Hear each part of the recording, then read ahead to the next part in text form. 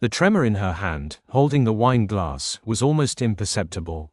Almost, but I'd been watching Amelia like a hawk for weeks, studying her micro-expressions, the subtle shifts in her body language. I knew her better than anyone, or so I thought. Lately, though, she'd become a stranger, shrouded in secrets whispered on late-night phone calls and hidden behind a manufactured smile. "You're staring again, Daniel," she said, her voice laced with that familiar, condescending lilt. "Honestly, your trust issues are exhausting." I swirled the whiskey in my glass, the amber liquid mirroring the bitter taste in my mouth. "Just admiring my beautiful wife," I replied, my voice flat. "Right," she scoffed, taking a large gulp of wine. "That's why you installed a tracker on my car, then." My heart pounded against my ribs, but my face remained impassive. How did she know? Had she found it? I played dumb. "What are you talking about? Don't insult my intelligence, Daniel," she snapped, slamming her glass on the table. "I found it, taped under the chassis. How pathetic are you?" A cold calmness washed over me. This was it, the moment of truth. I pulled out my phone, opened the tracker app, and slid it across the table towards her. "Pathetic?" I asked, my voice barely above a whisper. "Take a look at the logs, Amelia." The blood drained from her face as she scrolled through the data. Dates, times, locations, a detailed chronicle of her clandestine meetings at a cheap motel on the outskirts of town. The trembling in her hand intensified, spreading to her entire body. The carefully constructed facade of indifference crumbled, revealing the fear beneath. "Daniel, she stammered, her voice cracking.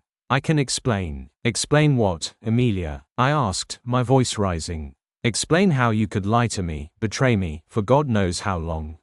Tears welled in her eyes. Crocodile tears, I thought. "It just happened," she pleaded. "It didn't mean anything." "Didn't mean anything." I laughed, a harsh, hollow sound. "You were meeting him 3, sometimes 4 times a week. Doesn't sound like nothing to me." She didn't answer, her gaze fixed on the phone screen, the damning evidence of her infidelity staring back at her.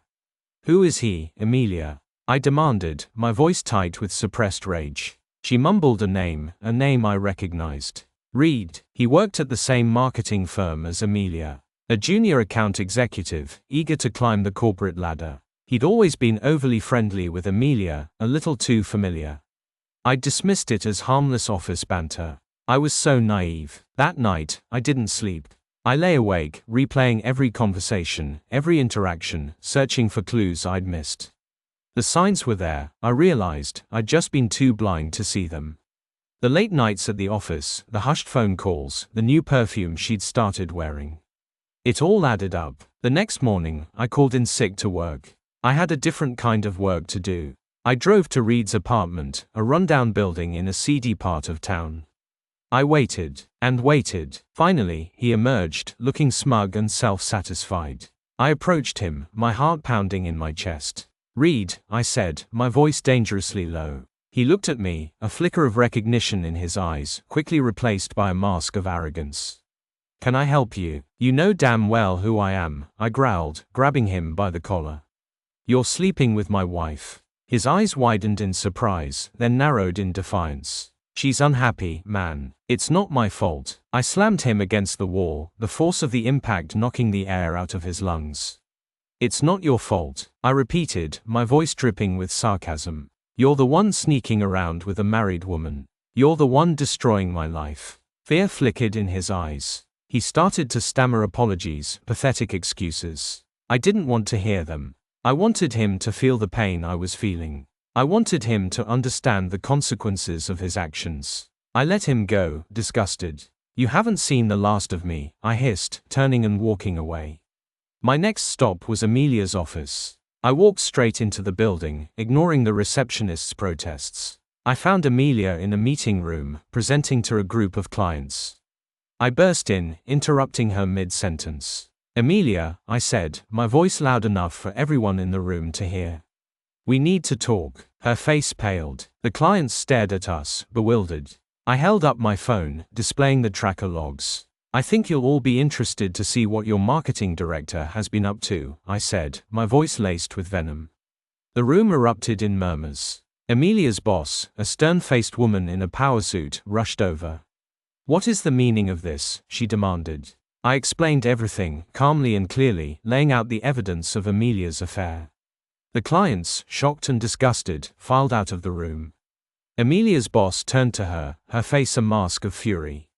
"You're fired, Amelia," she said, her voice cold and hard. "Get out of my office." Amelia stood there, stunned, her career, her reputation, everything she'd worked for, crumbling around her.